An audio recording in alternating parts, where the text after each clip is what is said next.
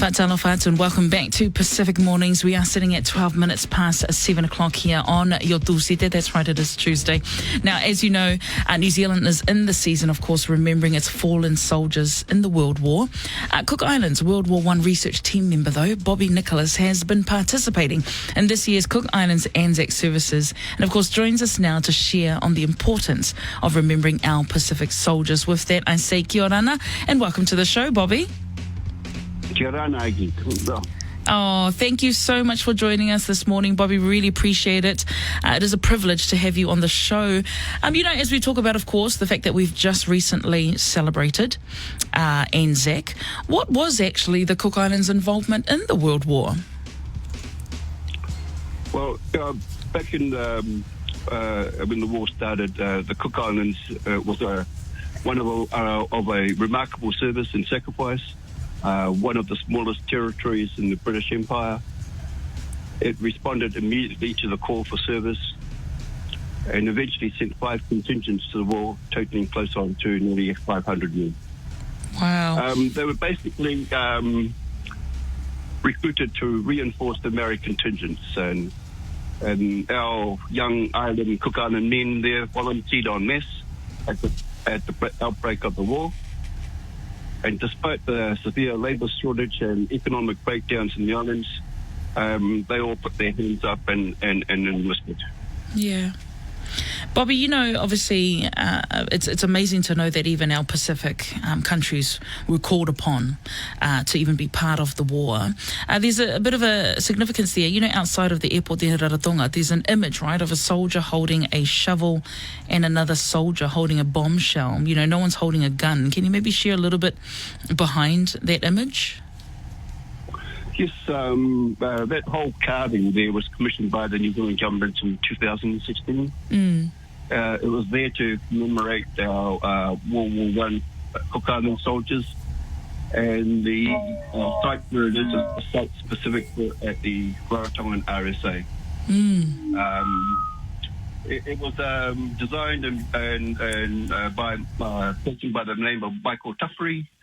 His ancestry is heritage is Samoan, Cook Island, and Tahitian. And his reasoning behind the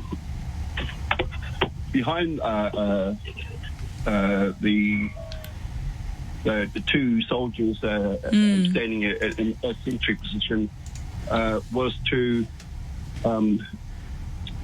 he didn't want to use guns.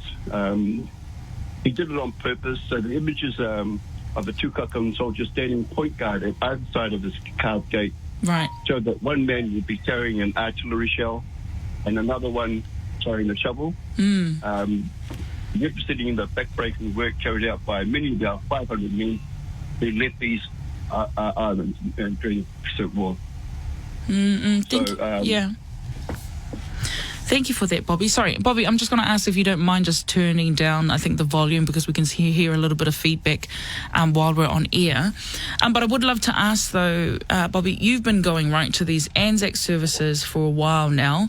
Have you actually sort of noticed the importance that our Pacific people, or people in general, are not aware of the role that, the Cook Islanders played during the World War? Very much so. I think over the past couple of ANZAC memorial stations that I've been to, I'm actually quite surprised that our Cook Island people did not know that many of our soldiers did volunteer and participate in the war. I think over time, with better education, our social media, that we can put it out there and let these young kids know, especially. And I think it's, I'm hearing feedback. There's a lot of people out there want to know if their papa's enlisted. Yeah, no, and I think that's the thing, though. I look back, of course, you are considered Cook Islands World War I research team member. So obviously, would you have had even a close affiliation with someone that was in the war?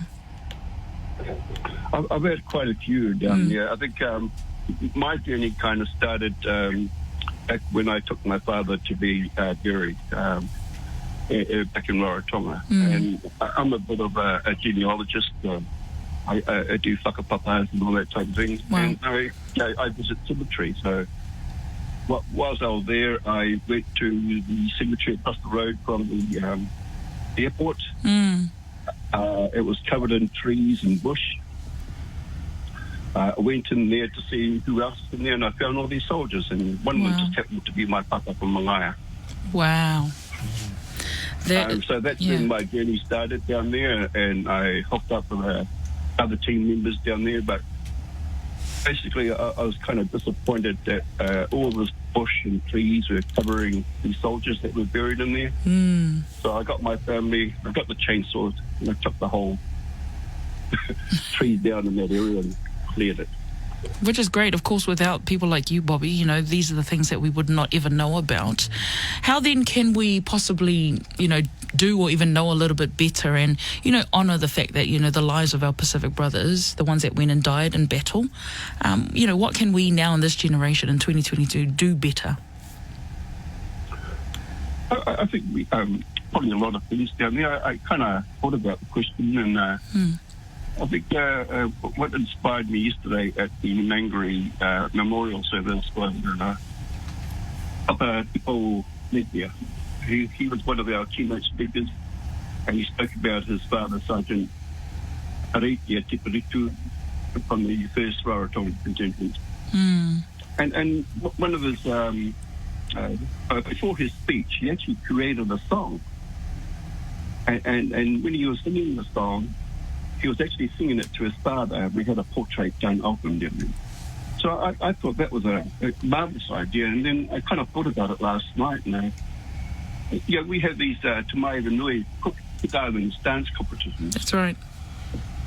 And part of the categories that we have on here are, you know, choir, drum dance, and and there's a theme for each year that goes along with it, you know. I think 2009, the way things with my community. 2010, traditional hosting. Maybe one year we can add a theme of our Cook Island volunteers that went to war. I think that's very fitting. I think that's definitely a way for us, or even within your Cook Island community, to remember, of course, the fallen from World War I.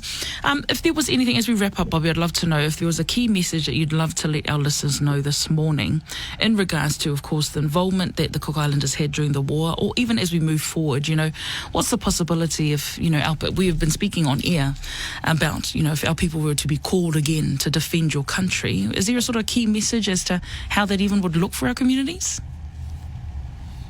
Oh, that's a tough question to answer. I mean, you know, war's the kind of the last place that anybody wants to go to. That's right. In our time, I hope there is no wars for the future. We want our boys to come back home, of course. And now we want our girls to come back home. So I'm not too sure how to answer that one. That's all right, Bobby. Hey, look, we just want to say me taki manata for even just joining us this morning and just giving us a little bit of an insight. I hope that if there was anyone, though, if they wanted to find a little bit more about the information that you know of, is there anywhere they can head to? Well, I do have a Facebook site down there, and I've dedicated to our team of Kate Walker, Paul Moriossi, Didi Taripo, Paula Paniani from Archives. It's called the Cook Islands World War I NZEF ANZAC Soldiers Research Project. Awesome. And every posting that I've done up there is a memorial to those who have passed away. Love it. Bobby, look, we just want to say thank you again for joining us this morning. Appreciate just a little bit of wisdom in what you've shared this morning. But yeah, hopefully next time we can have you in the studio. But thank you very much again for joining us on the show this morning. You're most welcome.